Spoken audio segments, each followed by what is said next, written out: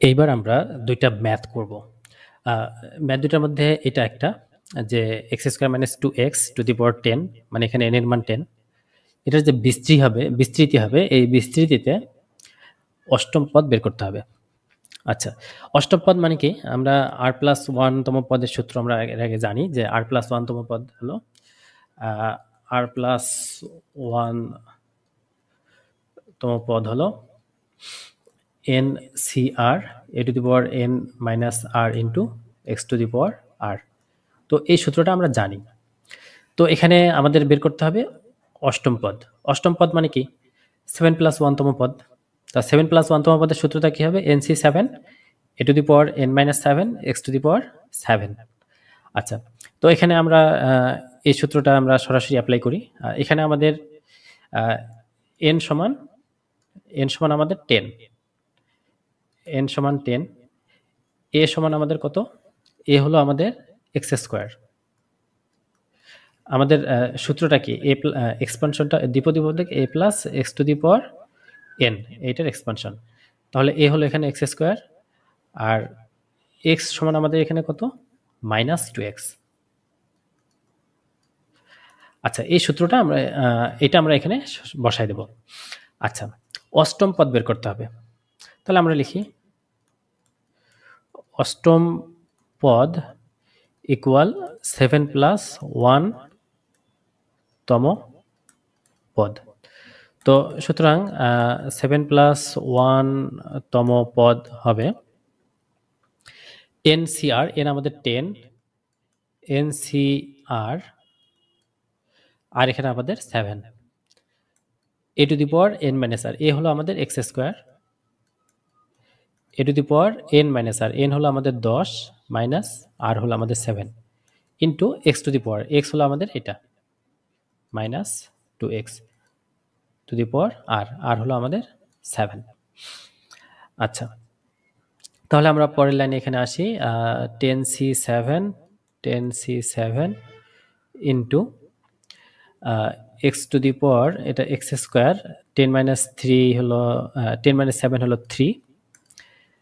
এটাকে আমরা ভাঙ্গাই নেই, মাইনাসটাকে বাইরে নেই, মাইনাসটাকে বাইরে নিলে minus 1 two the power 7, 2 to the power 7 x to the power 7। 10c7 এটাকে যে আমরা ভাঙ্গাই, এটা ক্যালকুলেটর দিয়ে আমরা ভাঙ্গাইতে পারি, এটা আসে 120, x to the power 3 × 6, x to the power 6, minus ওয়ানটাকে আমরা একবারে সামনে নিয়ে আসি। আচ্ছা, পরের লাইনে নিয়ে আসি আমরা। মাইনাস 1 টু দি পাওয়ার 7 থাকলো এখানে, 2 টু দি পাওয়ার 7 হলো 128 আর এক্স টু দি পাওয়ার 7। তো এই মাইনাস ওয়ানটাকে একবারে সামনে নিয়ে আসি, মাইনাস 1 টু দি পাওয়ার 7 120, এই 128 যেটা এটাকেও সামনে নিয়ে আসি, 128 x to the power 6 x to the power 7। Minus ওয়ানের পাওয়ার হলো 7, তাহলে কি হবে? এটা যেহেতু বেজোর, 6টা যদি মাইনাস আমরা গুণ করি তাহলে জোর হয়ে যাবে, প্লাস হয়ে যাবে, কারণ জোর সংখ্যা। আর একটা তখন মাইনাস বাকি থাকবে, তাহলে মাইনাস দিয়ে আমরা সবগুলোকে গুণ করলে তাহলে এটা মাইনাসই হচ্ছে, তাহলে আমাদের এখানে একটা মাইনাস বসবে। 120 আর 128 এটাকে যদি আমরা গুণ করি তাহলে আসতেছে 15360, এটা আসতেছে। আর এক্স টু দি পাওয়ার 6 আর এক্স টু দি পাওয়ার 7 এই যদি আমরা যোগ করি তাহলে থাকতেছে এক্স টু দি পাওয়ার 6 যোগ 7 13। তাহলে এই x square minus 2x to the power 10 এটা যদি বিস্তৃত আমরা করি তাহলে 8 নম্বর যে পদটা, 8 নম্বর পদটা হবে এইটা। তো এটা আমাদের অ্যান্সার। খুব একটা কঠিন না, অনেক সহজ অঙ্ক বলা যায়। আচ্ছা, আমরা আরেকটা ম্যাথ দেখব। সেটা হলো x square minus 2x to the power 10 এটা যে বিস্তৃতি হবে, সেই বিস্তৃতিতে এক্স টু দি পাওয়ার 16 যে পদটা থাকবে তার সহগ আমরা বের করব। আচ্ছা, এটা কি করা যায়? আমরা জানি যে আর প্লাস ওয়ানতম পদ জানি। আচ্ছা, প্রথমে আমরা আর প্লাস ওয়ানতম পদটা বের করে নিই। আর প্লাস ওয়ানতম পদ, আর প্লাস ওয়ানতম পদ কত হবে? N C r a to the power n minus r into x to the power r. আচ্ছা, তো আমরা এখানে লিখে দেই এখানে n equal 10, a equal x square, x equal minus twice x. আর আমাদের দেয়া নাই, আচ্ছা আরটা আমাদের বের করতে হবে। আচ্ছা তাহলে এখানে বসাই ইকুয়াল 10 CR, এ হলো আমাদের x square two the power n হচ্ছে আমাদের 10 মাইনাস আর, আর এক্স হচ্ছে আমাদের minus twice x to the power r. আচ্ছা তাহলে এখন আমরা এখানে দেখি 10 CR x to the power 2 দিয়ে আমরা এটাকে গুণ করে দেই, 20 minus 2R minus 2 to the power r x to the power r. আচ্ছা আমরা এই মাইনাস 2 টু দি পাওয়ার আর এটাকে সামনে নিয়ে আসতে পারি, minus 2 to the power R into 10 CR into এইটা আর এইটা, এক্স এর পাওয়ার আর এক্স এর পাওয়ার দুইটা যেহেতু গুণন আকারে আছে, তাহলে আমরা এটাকে যোগ করতে পারি। X to the power 20 minus 2R, এটা তাহলে যোগ হবে প্লাস আর।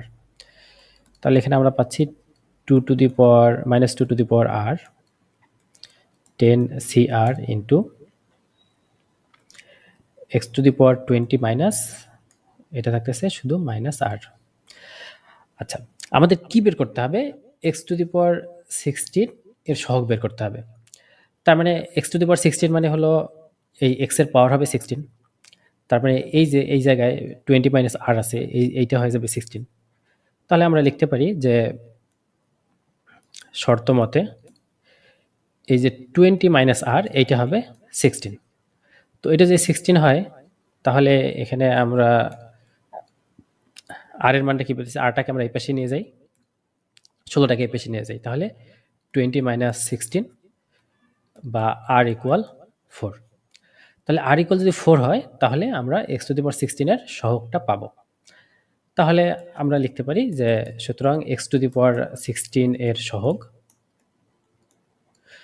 তাহলে আর এর মান 4 আমরা এখানে বসাই দিই, minus 2 to the power R into 10 C4 into x to the power 20 minus r, মানে যেহেতু আমরা 20 মাইনাস আর যদি আমরা বসাই তাহলে এক্স টু দি পাওয়ার 16 আসবে, যেহেতু আমরা এক্স টু দি পাওয়ার 16 এর সহগ বের করতেছি, তাহলে এইটা আমাদের লেখার দরকার নাই। আচ্ছা তাহলে ইকুয়াল মাইনাস 2 টু দি পাওয়ার 4 হলো 16, 10 C4 আসতেছে 210, তাহলে আমাদের টোটাল রেজাল্ট যেটা আছে 3360, এটা আমাদের অ্যান্সার।